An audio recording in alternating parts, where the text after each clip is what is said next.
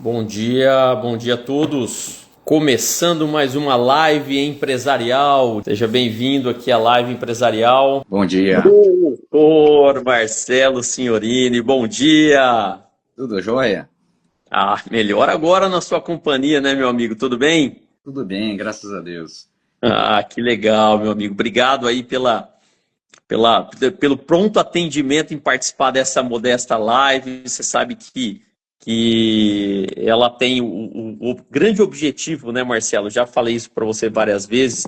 E apesar que você está convidado há muito tempo, né? Você que vem se esquivando aí para não participar, mas chega uma hora que não tem jeito, meu amigo. Eu vou te espreitando aí até você ter que concordar, cara. E a tua participação aqui ela não teria como não deixar de acontecer. Você é um professor muito querido, um advogado brilhante, um exemplo aí, até inclusive as duas advogadas que trabalham aqui comigo já foram suas alunas, uma lá na Unip e a outra na Unip, em matérias diferentes e ambas. Ele é ótimo, Uau. ele é sensacional.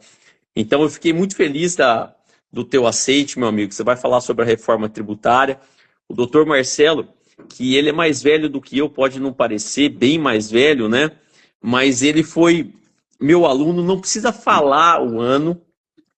Deixa eu Dei falar. aula dei aula para os dois irmãos dele, dei aula para a esposa, doutora Fernanda, dei aula para, se eu não estiver enganado, para as cunhadas também. Cunhado também. Meu Deus do céu, cara. O doutor Marcelo é mestre e doutorando em Direito pela USP, especialista em Direito Tributário e Empresarial, professor da Unip, da Unirp e do IBET, e autor do livro Responsabilidade Tributária do Grupo Econômico, Elementos de Identificação e Sua Interpretação, que inclusive eu tenho essa obra devidamente infungibilizada por você. Meu amigo, muito obrigado de coração e você tem a palavra. Muito bem, muito obrigado, Dr. Charles, nosso querido eterno professor, né? E agradeço o convite, é uma honra participar aqui da sua live. Sempre pessoas muito importantes, né? De um público muito seleto, né? Então, para mim é uma honra, né? O Dr. Charles, que foi nosso professor na graduação, meu orientador na pós-graduação. Essa eu não lembrava, essa eu não lembrava. Então a gente tem um carinho muito grande, né, pela todo o clã dos senhorines, né? Tem um carinho muito grande por você que sempre nos ensinou, né? Sempre nos orientou nessa caminhada acadêmica, né? E a live que eu sempre tento acompanhar, mas os alunos sabem que quarta-feira de manhã é o dia da Unirp, né? Então sempre é difícil conciliar tudo, né? Mas ainda bem que tem as férias para a gente conseguir prestigiar aqui a sua live. Meu amigo, a honra é recíproca e em dobro. Opa, maravilha. Então, o tema que agora está na moda aí, né? E aí eu acho que dentro do seu público, da sua atuação é fundamental, né? Dos empresários aí, em relação à reforma, né? Todo mundo cheio de dúvidas, né? Os alunos, né? Também bem confusos e o que a gente tem para falar é que todo mundo está confuso, né? Então é algo muito, é tudo muito incerto, né? A gente tinha algumas necessidades de regulamentação, né? Eles previam que teriam 5 leis complementares para regulamentar tudo isso. Veio uma única lei complementar, né? Tentando regulamentar tudo isso, mas e o prazo está acabando, né? O prazo está acabando. Nosso nosso legislativo é muito demorado para todas as áreas, né? Até eu, aqui só tá a lei complementar, né? São, são 500 artigos aqui, né? Para tentar regulamentar toda essa bagunça, né? 544 artigos, para ser preciso, né? Numa letra bem pequenininha aqui, para tentar regulamentar toda essa bagunça, né? Então, O,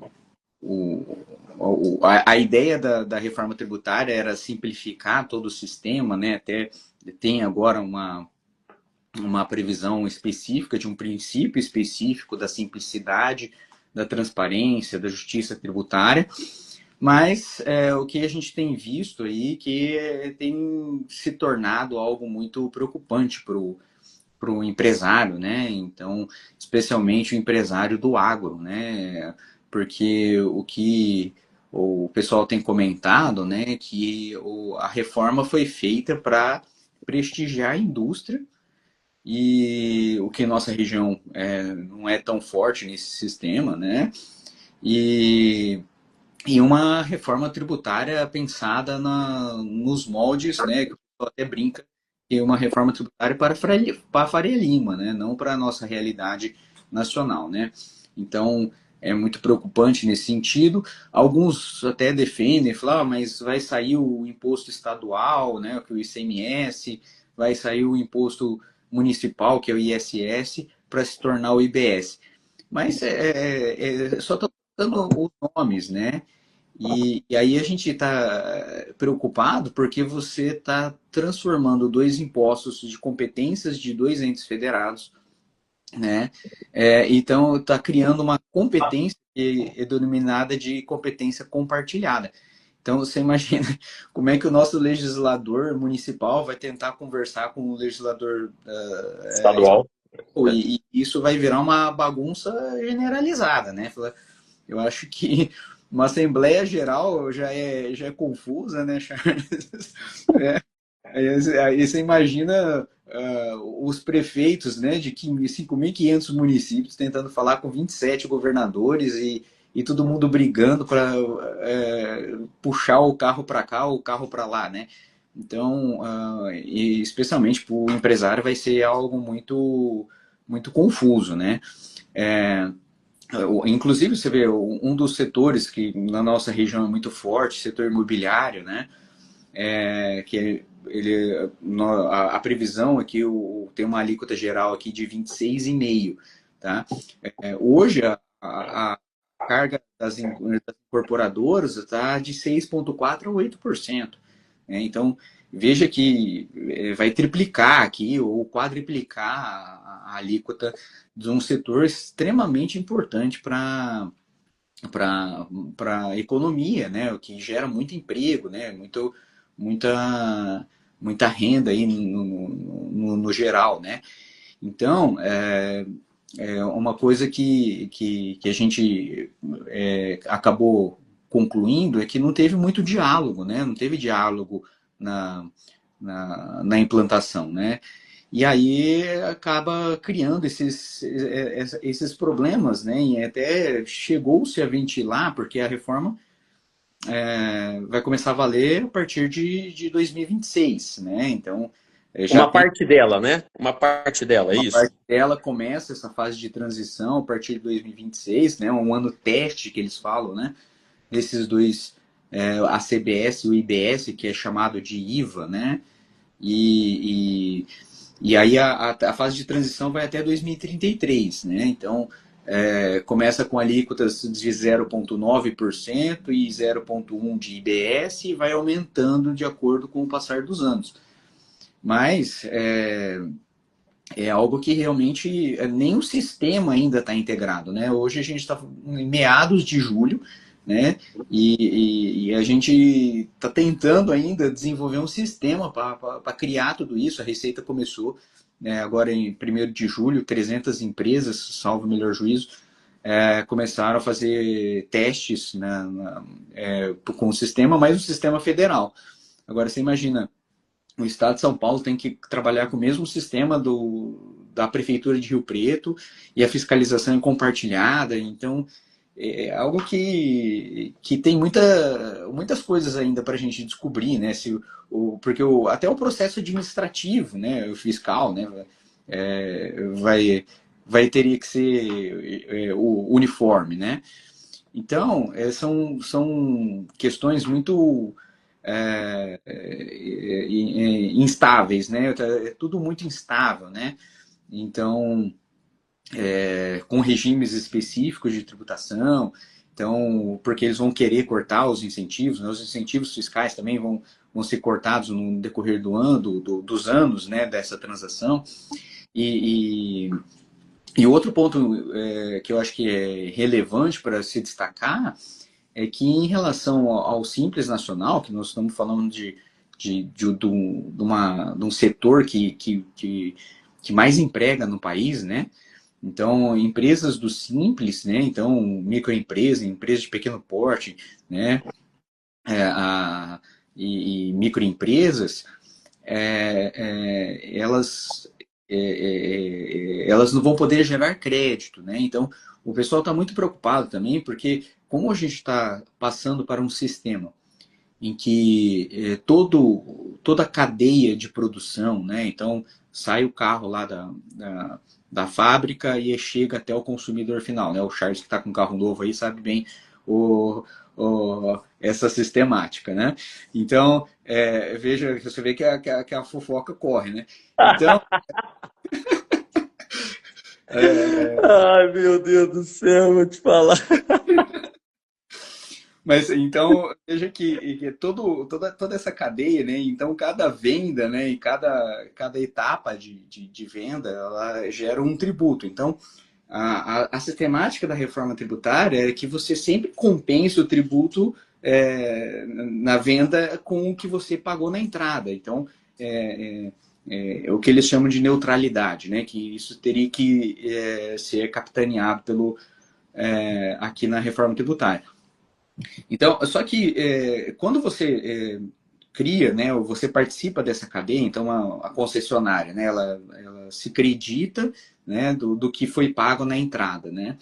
Então, quando ela realiza a venda. As empresas do Simples, elas não poderiam criar, né, ou não poderiam gerar créditos. Então, veja bem, se a empresa não gera crédito, você imagina uma padaria, né, que fornece para uma grande lanchonete, né, para uma rede de fast food. Eles não podem se creditar do tributo que o Simples está pagando, né? Então, talvez a rede de fast food vai querer começar a comprar de empresas maiores que não participam do Simples. Então, veja, nós podemos ter, né, com essa decisão, né, na meu ver, um tanto infeliz, né, que você comece a tirar as empresas do Simples, Da que foram competição.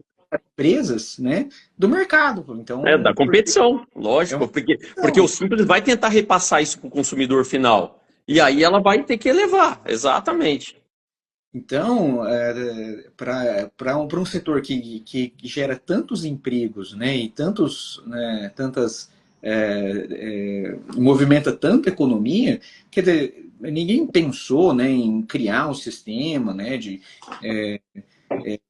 a empresa até pode optar para não estar no Simples, mas aí a carga tributária dela eleva muito. Lógico.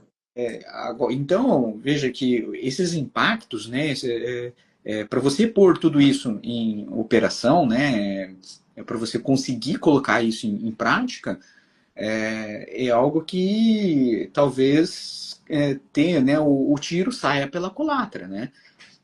Então, para todos os efeitos, não foi assim, né, debatido, colocado isso na mesa, né? Então, é muito preocupante para questões econômicas, né? Como é que isso vai impactar, né?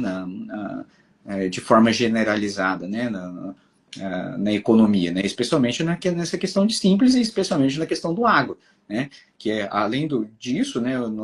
A depender da atividade, nós temos um imposto novo, né? Que veja bem como a reforma foi feita para a indústria, né? Você tira o IPI, que é o Imposto de Produtos Industrializados, que incidia especialmente da indústria, e você coloca o imposto seletivo no lugar. Isso pelo menos no projeto. Por quê? Teoricamente, o IPI ia ser extinto, mas ele continua. Né? Então, no decorrer da regulamentação, eles falaram, não vamos tirar o IPI, e então todos os produtos produzir, que tenham, né, similaridade produzidos na Zona Franca de Manaus, vai continuar o IPI. Então, acho que, salvo engano, são 300 produtos que vão continuar sendo tributados pelo IPI. Então, aquele discurso, né, de que nós vamos extinguir tributos para colocar novos tributos mais simples, caiu por terra, né? Porque eu continuo tendo o IPI e eu tenho um tributo novo, que é o imposto seletivo, né? Que aí eles estão falando que é o imposto do pecado. Mas que vai incidir sobre produtos, né, que causem, né? Essa é a redação da Constituição, que vai causar um impacto ambiental e de saúde, né? Então, o setor da mineração também está muito preocupado nesse sentido, e também é algo extremamente importante para a nossa economia, né? Então, são inúmeras, né, novidades, assim, né, inúmeras dúvidas, né, que a gente tem, né, que não sabe como é que isso vai se impactar, né, na economia, né, porque e aí o discurso, né, o discurso do governo era que não teria aumento de carga tributária, né, pelo menos num primeiro sentido, mas para É quase que inevitável, me parece, né? evitável, né? E aí eles, até mesmo para não cair, né, em descrédito, eles já não eles já não têm o mesmo discurso que não vai aumentar a carga tributária, mas eles dizem que vai permanecer com a mesma carga tributária, né? Então, me parece, né, que vai ter um aumento de carga tributária, né? Então, um setor que já se adiantou, né, foi o setor aéreo, né? Então, eles já fizeram alguns estudos e aí divulgaram isso num congresso mundial em Singapura, que eles calculam que a passagem aérea vai aumentar 30%, né? E a demanda vai cair 30%. Então, você vai ter um aumento de custo, né, gerar inflação e cair a demanda. Então, me parece com esse intuito mesmo um arrecadatório, né, que é para fechar o caixa que o caixa não está conseguindo fechar, né? Então, a perspectiva não é das melhores, né? Então, os setores estão tentando se organizar, né? O setor supermercadista já há algum tempo já tem se programado para isso, desde 2023, né? Então aí tem uma culpa, né? Por que os produtos no mercado estão crescendo? Vamos tentar baixar o custo. Não, o setor supermercadista já está se programando para um aumento de carga tributária, né? Então é hora, né, de se planejar, né? A mensagem é que é hora de se planejar e tentar, né? Hoje tem várias empresas, né, que já têm simuladores de como vai ficar a carga tributária.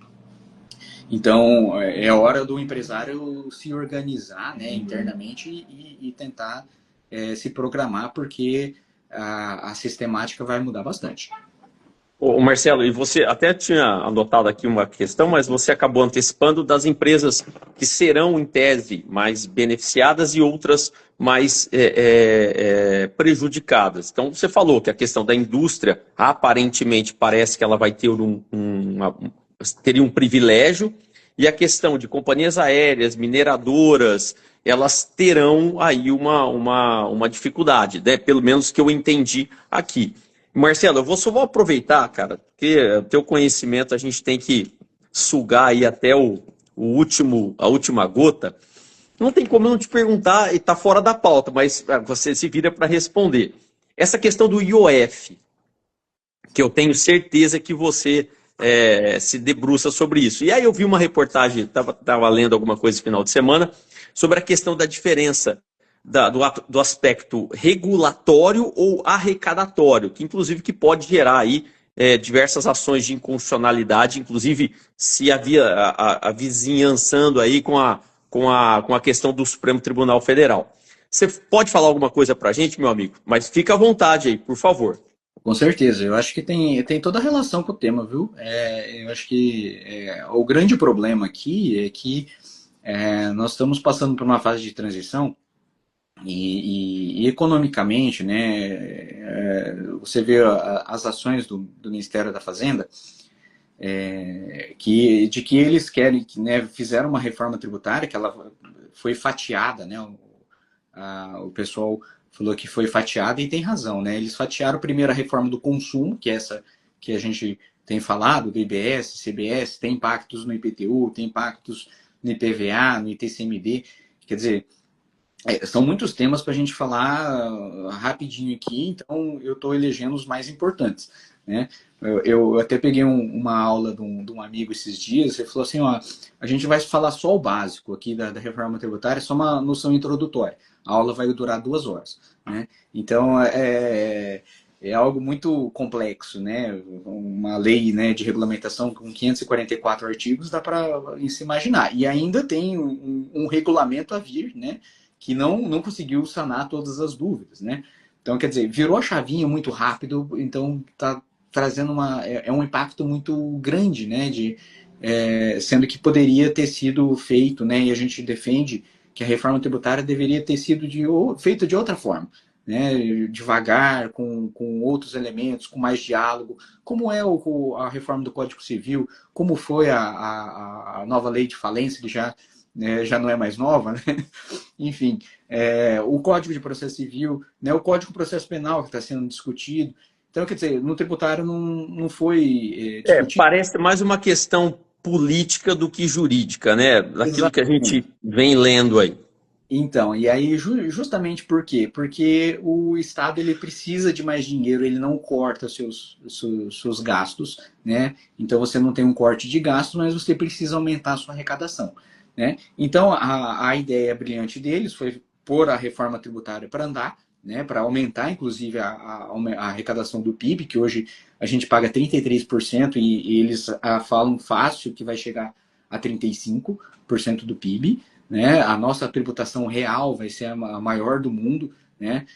Só a alíquota do IVA, né, só perde para a Bulgária, né? Enfim, no mundo, né? Então é algo muito ficou muito escancarado isso, né? Que a nossa tributação realmente vai ser a maior do mundo. Hoje não tem dúvida nenhuma sobre isso.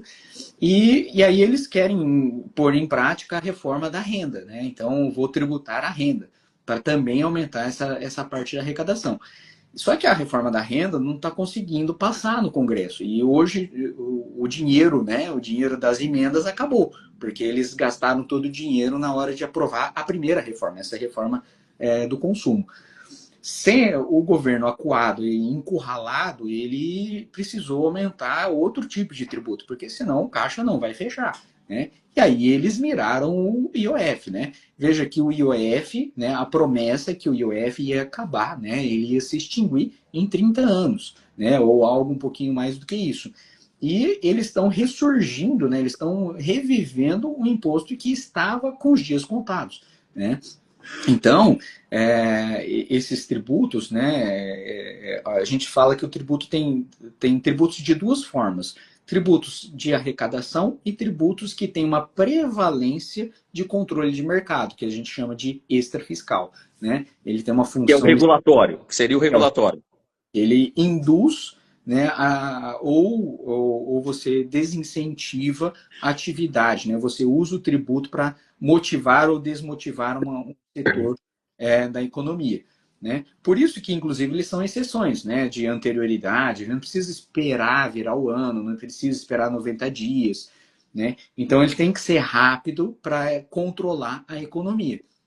Então, quando o governo ele aumenta o IOF, né, ele tem esse aumento por meio de decreto, que ele não respeita a vontade do Poder Legislativo, ele aumenta e ele assume que isso é para aumentar a arrecadação, isso me parece que é um desvio de finalidade, né? Então, por mais que tenha inúmeros outros funções, fala que não, olha, mas eu preciso arrecadar, porque no IOF há anos atrás era muito maior, realmente o IOF era maior há 2 ou 4 anos atrás, há 2 ou 4 anos, mas veja que a forma que foi feito, né, parece que tem realmente um desvio de finalidade aqui, né, porque ele não foi de uma forma extrafiscal, né? Então, se precisasse aumentar, talvez o mais certo seria provocar o Poder Legislativo, né, para que pudesse, né,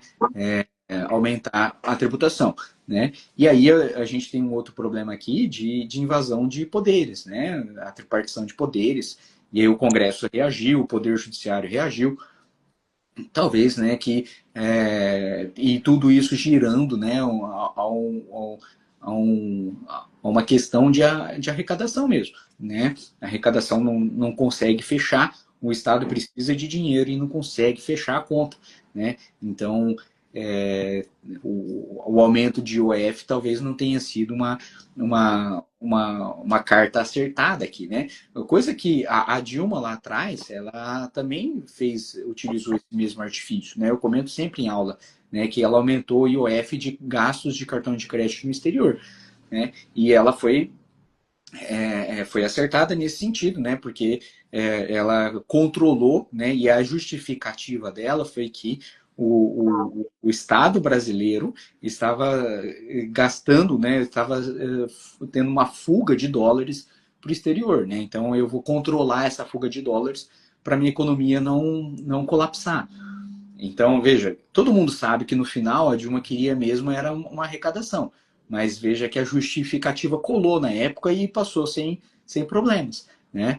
E agora, hoje, o governo assumir de forma escancarada que é para aumentar a arrecadação, que é para compensar, talvez, uma isenção de imposto de renda, talvez a ideia não fosse muito essa, né? Que aí caracteriza um desvio de finalidade escancarada aqui, né? Então, é algo a ser revisto, com certeza, né? Então, tem outras formas de você controlar esse caixa aí, né? E eu vejo, Marcelo, que se isso passar, inclusive já vi hoje pela manhã de que o ministro o Alexandre de Moraes, ele já está propondo uma retirada, depois você pode até me corrigir, a retirada do IOF em risco sacado e também em previdência privada. Mas mesmo assim, eu acredito que se passar, vai acontecer uma avalanche aí de demandas judiciais para discutir a constitucionalidade do IOF, que para mim eu também comungo da tua ideia. Para mim é caráter arrecadatório, é desvio de finalidade, de função, enfim. Mas Marcelo, ó, muitas pessoas aqui, vamos lá, você está preparado? Claro, claro. Thaís Pequeno, Felipe Faitaroli, Ana Floriano, Guilherme Barbosa, Gabriel Costa, Doutor Eduardo Albuquerque aqui com a gente, Bay Andressa Almeida, Ana Cris, Mariana Nicole, Cebueno Lopes, Fer Moura, Cindy Vicoso, doutora Karina Assis, Ludari, Meire, minha prima lá de Bauru, Guilherme Reis, Natan Perucci, Cauém Carraro, Clodobriche, Gil Sanches, Dr. Roberto Tafre, Letícia Medeiros, Samuel, Bianca Biziobon, Ellen Tioda, Bianca, Matheus Brasolim, Alexandre Chaves, Gobete Pedro, FMB Mendes, Júlia Castreguini, Gabriel Castiolato, Ju Oliva, Juliana Fini, Giovana Moreira, Valentim 307, Eliane Leite Timóteo, Matheus Mardegan, Léo Trindade, Paulinha Porto, Isabela Gonçalves, Tauane Nunes, Felipe Raduan, Ana Tertuliano, dois monstros do tributário. Não, eu não sou, eu sou um. Não sou um nada aqui, Déia Santos. Por favor, que honra ter tido o prazer de adquirir conhecimento com vocês. Déia Santos, Nicole Patini, Eduarda Timóteo, live de milhões, só por parte do doutor Marcelo. Por mim, não. Ricardo Góes, 74, lá do Mato Grosso. Felipe Carvalho, Leonardo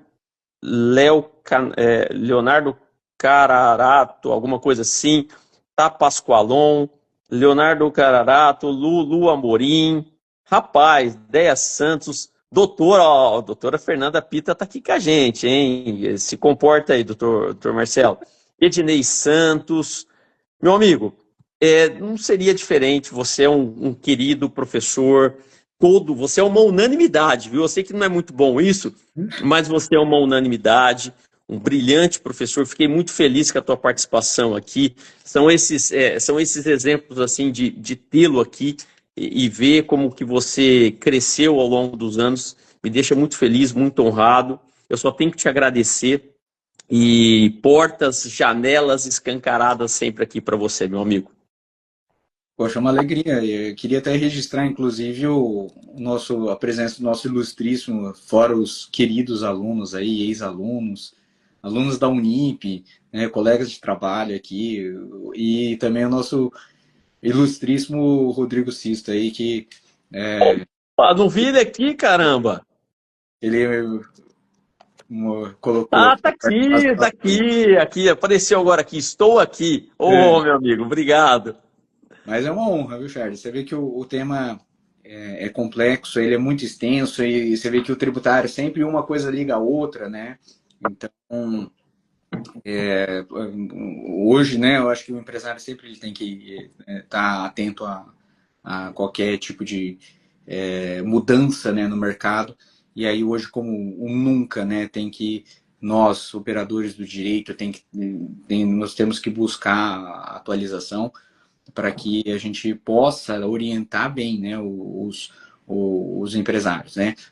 Como eu disse lá no regime do Simples, né? Tudo pode tem setores, às vezes um setor específico, uma loja específica pode até se beneficiar, né? Mas então é hora de se programar, né? É hora de buscar o conhecimento, é hora de simular bastante coisa, né? E não querendo vender o nosso peixe aqui, mas com o auxílio da contabilidade, com o auxílio da parte jurídica, para que não tenham surpresas por aí, não tenham uma quebradeira geral, né? Então é hora de se programar e se proteger, porque esse é o lema, né? É buscar o conhecimento para se programar para o futuro, né? Não é muito a cultura brasileira, mas esse é o caminho, né? Se programar, inclusive para nós, né? Inclusive o nosso escritório precisa também estar pronto para essas mudanças aí, né? Mas Não, é e sigam o doutor Marcelo Signorini aí nas redes sociais, que ele sempre traz muito conteúdo e principalmente agora aí com a reforma tributária. Querido amigo, obrigado de coração. Um beijo aí no clã Signorini aí, como você falou lá no início. Agradecendo todo mundo aí que entrou, participou. Essa live fica salva. Depois o doutor Marcelo também vai receber o convite, vai ficar salva também lá no Instagram dele. Uma excelente quarta-feira para você, meu amigo. Um beijo na família e um abraço a todos. Até quarta-feira da semana que vem. Valeu, doutor Marcelo. Obrigado, até mais. Tchau, tchau.